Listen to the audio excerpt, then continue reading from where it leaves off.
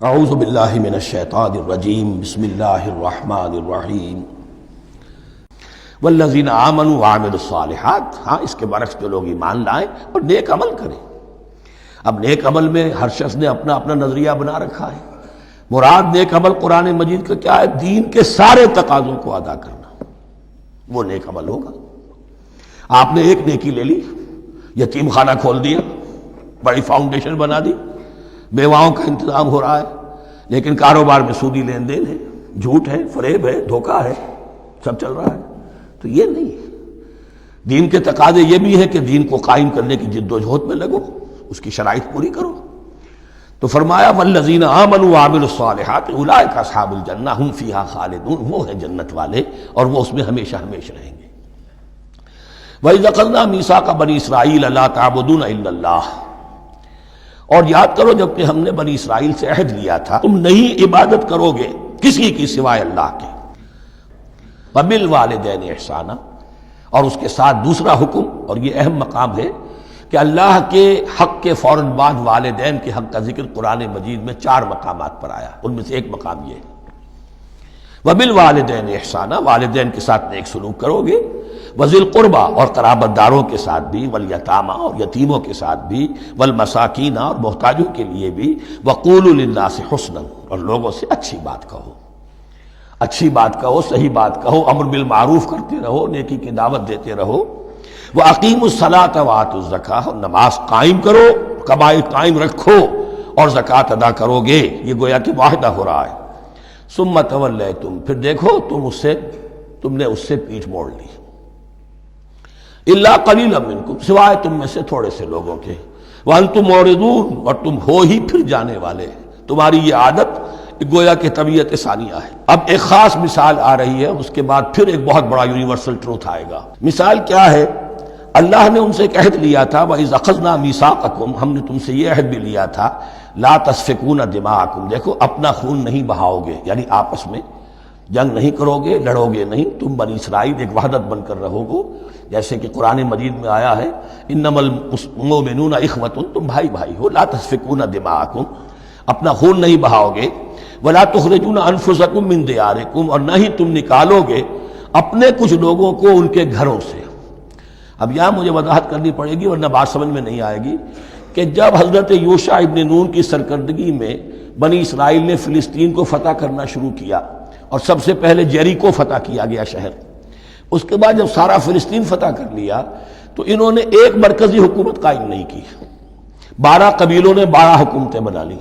جیسے 12 چشمے تھے پانی کے، ویسی 12 حکومتیں. اب ظاہر بات ہے جہاں 12 حکومتیں ہوں گی تو وہ طوائف الملوکی جس کو کہتے ہیں، آپس کی کھٹ پٹ ہوتی تھی، جنگیں ہوتی تھی.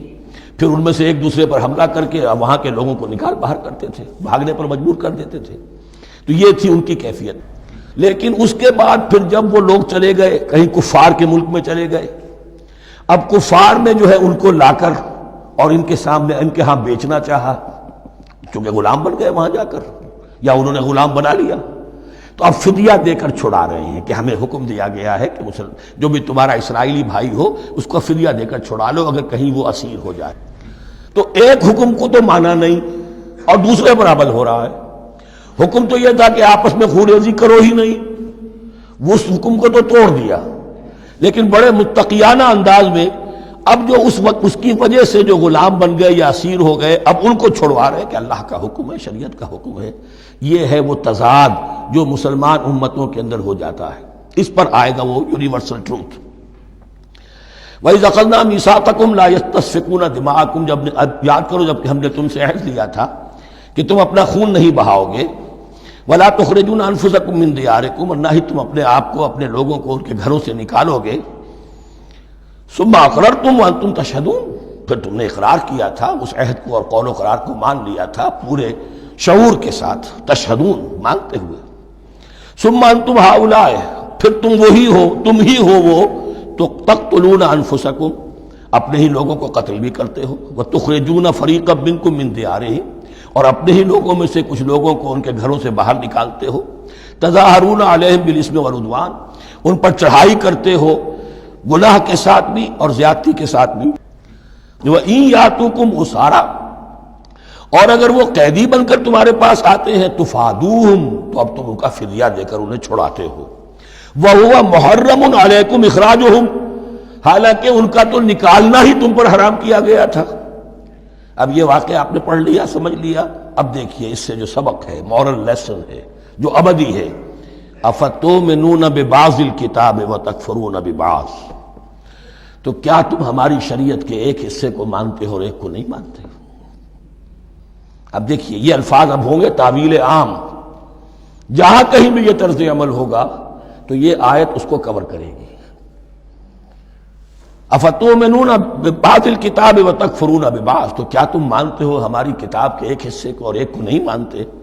فما جزاء من یفعل ذلک منکم، تو نہیں ہے کوئی سزا اس کی جو یہ حرکت کرے تم میں سے، الا خزی فی الحیات الدنیا، سوائے اس کے کہ دنیا کی زندگی میں رسوائی ہو، ذلت ہو، ویوم القیامہ، اور قیامت کے دن یردون الی اشد العذاب، وہ لوٹا دیے جائیں شدید ترین عذاب میں۔ وما اللہ بغافل عما تعملون، اور اللہ تعالیٰ غافل نہیں ہے اس سے جو تم کر رہے ہو۔ آج امت مسلمہ پر 100% یہ آیت منطبق ہو رہی، پورے دین پر چلنے کو تیار نہیں۔ ہر گروہ نے کوئی ایک شے حلال کر لی اپنے لیے، ملازم پیشہ طبقہ ہے، رشوت حلال ہے، کیا کرے اس کے بغیر گزارا نہیں ہوتا۔ کاروباری طبقہ ہے، سود کیا کرے اس کے بغیر تو یہ کاروبار چلتا نہیں۔ فلاں ہر ایک کے لیے، ہر ایک نے تو نیکی اور بدی کا ایک امتزاج ہے۔ کل دین جب تک وہ نہ ہو تو اس کی سزا یہ ہے خزی فی الحیات الدنیا، وہ ہمارے اوپر ہے۔ ضربت علیہم الذلۃ والمسکنہ، وہ خز اور وہ ذلت اور مسکنہ تھوپ دی گئی ہے۔ باقی رہ گیا قیامت کا معاملہ، ویوم القیامت یردون الی اشد العذاب، شدید ترین عذاب میں۔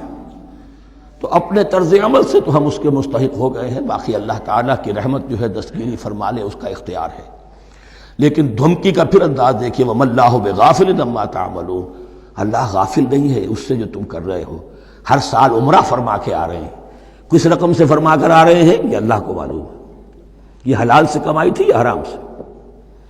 رمضان مبارک میں حرم میں پہلی صف میں جگہ ریزرو کرائی ہوئی ہے سیٹھ صاحب نے، اور وہاں کے شرطوں کو بھی رشوتیں دیتے ہیں، اور وہ سمجھتے ہیں کہ ہم تو سارا نہا دھو کر آ گئے، سال بھر جو بھی حرام کمائی کی تھی سب پاک ہو۔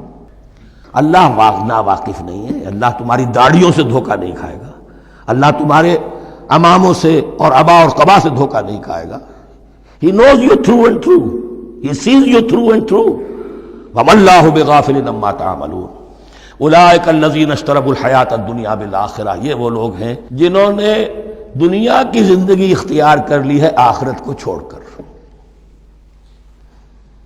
فَلَا يُخَفَّفُ عَنْهُمُ الْعَذَابُ وَلَا هُمْ يُنصَرُونَ، تو اب ان کے لیے نہ تو ان سے عذاب میں تخفیف کی جائے گی اور نہ ان کی کوئی مدد کی جائے گی۔